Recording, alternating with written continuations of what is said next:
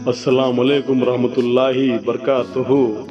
आज की छोटी बात यह है कि माशाअल्लाह खुद की नज़रों में तो सभी फरिश्ते हैं, अगर बारी हो दूसरों में ऐब निकालने की तो ये इब्लिस को भी पीछे छोड़ दे। शुक्रिया मेरा चैनल देखने के लिए। आप इसे ज़्यादा से ज़्यादा सब्सक्राइब करें। कुछ अशार आपके सामने पेश करता हूँ, काबिल कबूल हो। माशाअल्लाह।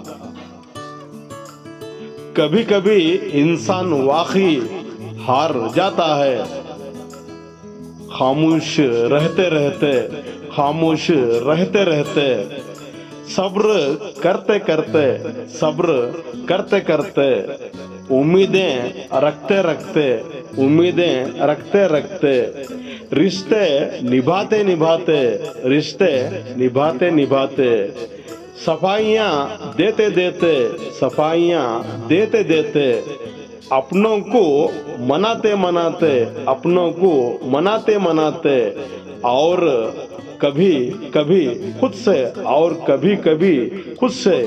शुक्रिया। कल फिर मिलेंगे, तब तक के लिए अलविदा। अल्लाह हाफिज।